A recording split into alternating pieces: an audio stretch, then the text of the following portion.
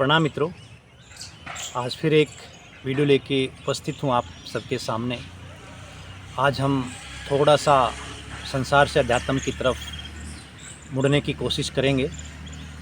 जैसे आपने पढ़ा होगा, सुना होगा, हमारे हिंदू साहित्य के अंदर भी है कि 4 आश्रम बताए गए हैं जीवन में हर उद्देश्य को पूरा करने के लिए।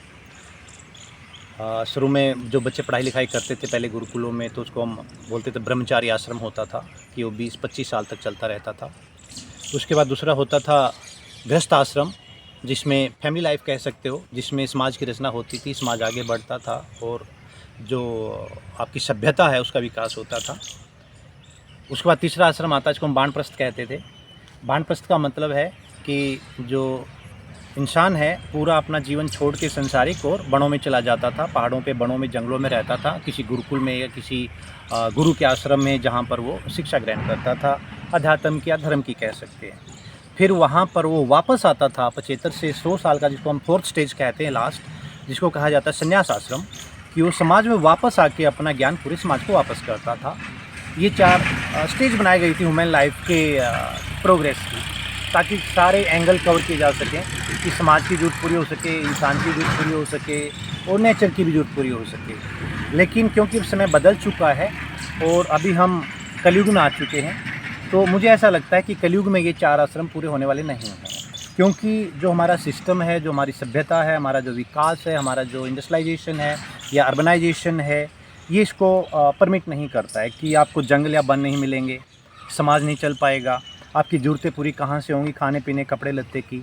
तो मुझे ऐसा लगता है आज के दिन हमें इसको 3 हिस्सों में बांट देना चाहिए, कि जिसको हम कह सकते हैं कलयुग के 3 आश्रम कह सकते हो आप। कि पहला आश्रम तो वही है 20-25 साल की एज तक, कि हर बच्चा जो है बढ़िया एजुकेशन और हेल्थ प्राप्त करे, स्वास्थ्य प्राप्त करे, एजुकेशन प्राप्त करे।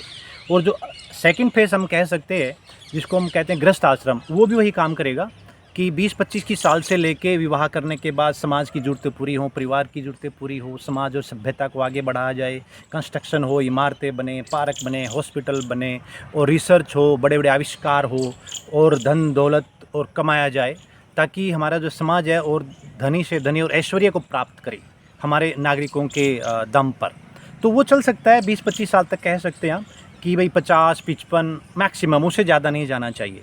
इसीलिए जो रिटायरमेंट एज रखी गई है 58 या 60, मैं तो कहूँगा कि रिटायरमेंट एज को कम करके 50 पे कर देना चाहिए, ताकि 50 के बाद जो है हर व्यक्ति ध्यान में, समाधि में और अध्यात्म में एंट्री ले सके। और यदि जो 8 और 10 साल पहले रिटायरमेंट जो होगा, इससे जो हमारा युवा है, बेरोजगारी समस्या भी हल हो सकती है, इससे उनको जल्दी से जल्दी नौकरी मिलेगी। क्योंकि इस उम्र में आने के बाद 50-55 पे इंसान के जो बच्चे होते हैं वो जवान हो गए होते हैं और वो सेकंड स्टेज के लिए रेडी हो गए होते हैं, समाज वाली यानी गृहस्थ आश्रम के लिए वो रेडी हो जाते हैं।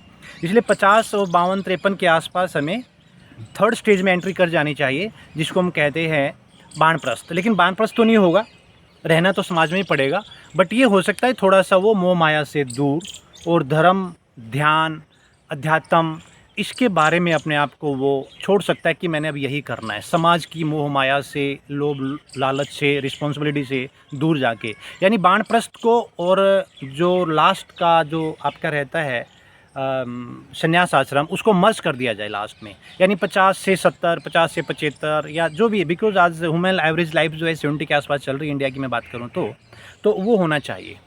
इससे समाज के अंदर सारे काम पूरे हो जाएंगे, कि पहले हमारा हेल्थ एजुकेशन भी हो जाएगा, बाद में समाज की रिक्वायरमेंट भी पूरी हो जाएगी, और 3rd जो स्टेज है अध्यात्म की वो भी पूरी हो जाएगी। बट उसके लिए हमें पहले से तैयार होना पड़ेगा कि 50-52 के आसपास जाकर हम अपना घर में रहते हुए मोह से छूट जाएं।